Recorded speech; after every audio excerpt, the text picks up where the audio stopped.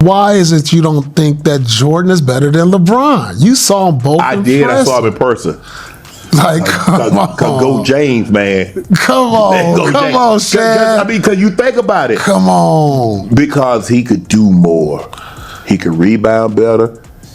So what do we go off of, dude? Because this is the argument that I have today. Like, you know, like, better player is one thing. Yes. Like, is he just like, let's take away all the accolades. Yeah. Like, LeBron is probably the greatest player of the game, right? But it's unfortunate we got to add the accolades. Yeah. We have to add. So we gonna team so success. how many? So we gonna put those like 20 All NBA selections in there. 21 All NBA selections. Yeah, we're gonna put it in there. Okay. We're gonna put that in. We're gonna put those 20. No, we're not gonna put those in there. Oh, okay. We're not gonna do accolades. This is what we're gonna do. Okay, we're gonna do. We're gonna take the 15 years or 13 years Jordan played, and let's match him up with the 15 years. My guy's still playing. Huh? My guy's still playing.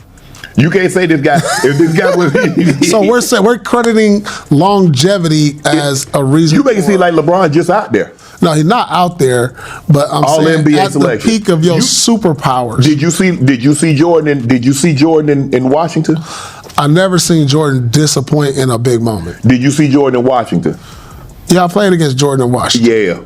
That was like a farewell tour. We don't do. My guy's still going at 23. Ain't no farewell. Ain't no telling when this going.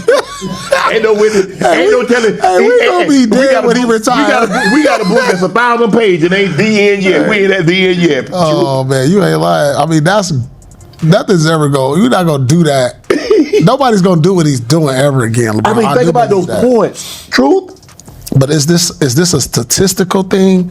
Then if it was, then why don't we say Kareem was the greatest before LeBron did but see, that was. But here's the thing, because people say championships, but they crown Jordan as the greatest players when he had none. All right, I will say this: LeBron has the greatest of all time influence on winning.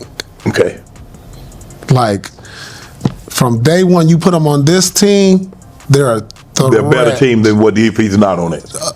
Well, you can say that about Jordan, but just like his influence on winning is greater than Jordan. Okay. Because when you look at the teams he took to the finals, you know, it's like, damn, you dragged them? You dragged them too? That 2018 team ain't got no business in the finals. But then you kind of erase that because then you be like, damn, how did you lose when you had this?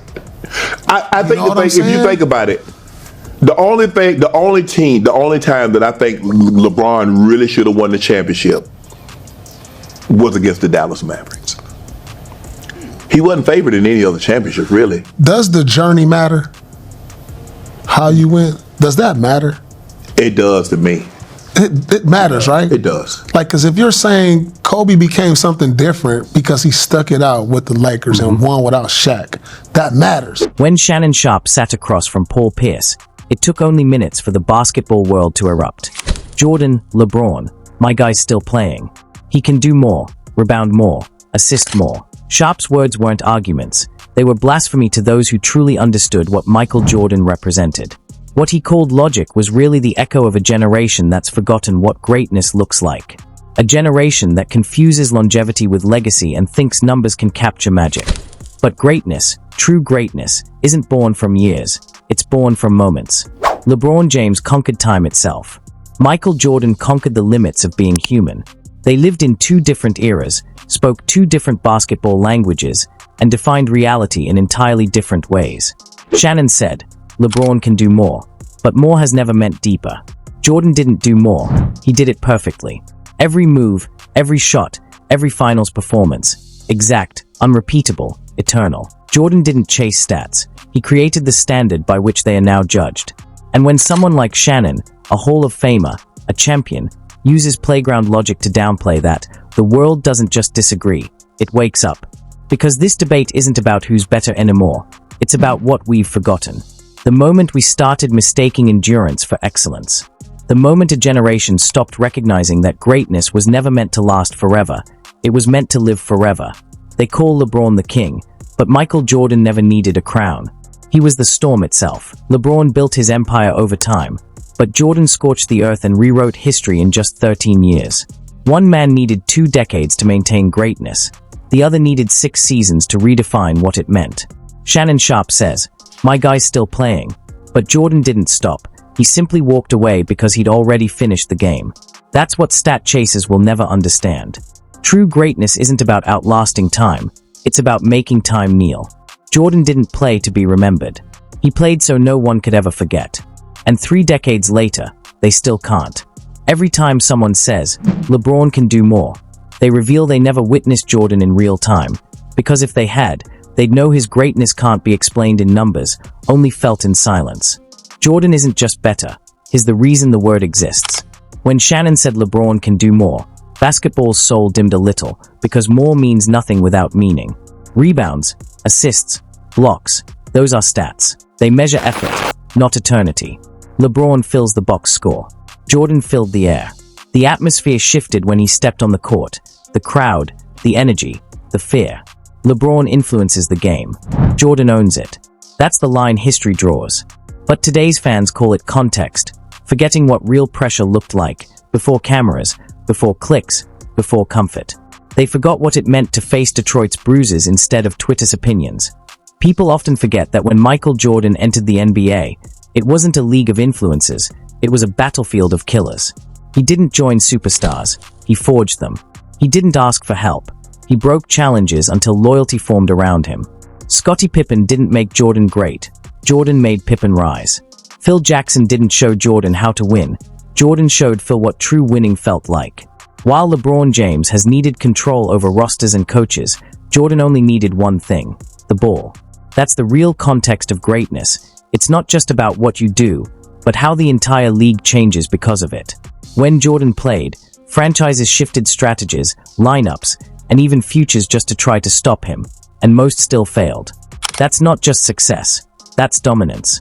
Longevity, as Shannon Sharpe often says, may measure endurance, but it's destruction that defines greatness. Jordan didn't just survive time, he paused it. He turned every moment into legend and made everyone else live inside his era. Comparing LeBron to Jordan misses that truth entirely. LeBron stretched greatness across seasons, but Jordan condensed eternity into one unstoppable era. He never played for validation, he played to redefine perfection itself. Michael Jordan didn't play for applause, he played for surrender.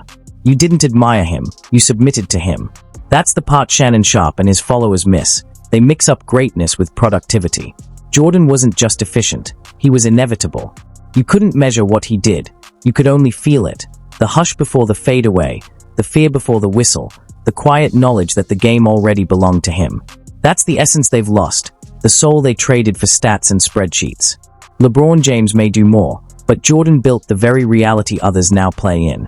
People love to say LeBron can rebound, pass, defend, and play forever, but doing more isn't the same as being greater. Jordan didn't need to fill every box, he needed to finish the story. He didn't chase numbers, he ended nights. LeBron builds momentum, but Jordan breaks it. LeBron involves others, while Jordan decides fate. And that's why every do more argument fades under pressure, because the finals don't reward volume, they reveal truth. LeBron's truth is endurance, Jordan's was inevitability. Jordan's greatness wasn't about potential, it was about precision. His truth was execution. You can count LeBron's assists, but you can't measure Jordan's consequences. Every miss, every victory, every silence that followed a rival's defeat came from one man's refusal to settle for anything less than perfection. When LeBron loses, people still say he played well. When Jordan lost, he vanished into silence, because to him, failure wasn't a result, it was a personal offense. That wasn't obsession, it was ownership. Jordan didn't just aim to win, he demanded it, from himself, from his teammates, from the entire sport. That's what the do more crowd will never understand. True greatness isn't defined by how much you can do, it's defined by how clearly you know what must be done, and then doing it flawlessly. LeBron James can do everything, but Michael Jordan knew exactly what needed to be done and did it better than anyone in history. Do more is the phrase people use when doing enough was never within reach. LeBron's greatness feels shared, collective, and open, while Jordan's was absolute, ruthless, and untouchable. LeBron passes to the right man, Jordan is the right man. LeBron searches for the perfect play, Jordan becomes the play. That's the gap between human excellence and mythic presence. LeBron elevates teams, but Jordan elevated the standard of the entire sport. When Jordan stepped into a building, the air changed. When LeBron enters, the lights shine brighter, but Jordan didn't just illuminate, he ignited. That's why the do more argument falls apart every time. Greatness isn't about accumulation, it's about absolution. You can't improve on perfect, can't enhance fear, can't upgrade destiny. LeBron's career is a testament to evolution. Jordan's is proof of creation itself. LeBron's greatness thrives within systems, rosters, and years of context. Jordan stands alone, pure, final, eternal. He didn't extend greatness, he defined it. So when people say LeBron can do more, they are really confessing that Jordan already did enough to make more meaningless. LeBron James can rebound, pass, defend every position, and play for 2 decades, but none of that makes him Michael Jordan. Because more doesn't mean greater. It just means longer. Jordan didn't need to do everything. He needed to do the one thing no one else could: finish. He didn't chase stats, he closed games. LeBron builds momentum, but Jordan destroys it. LeBron plays to involve, Jordan plays to decide. And that's why every do more argument crumbles when the pressure peaks, because the finals aren't about volume, they are about purity. Under that spotlight, every illusion fades, and only truth remains. LeBron's truth is endurance, Jordan's is execution. You can count LeBron's assists, but you can't count Jordan's consequences, every miss, every victory,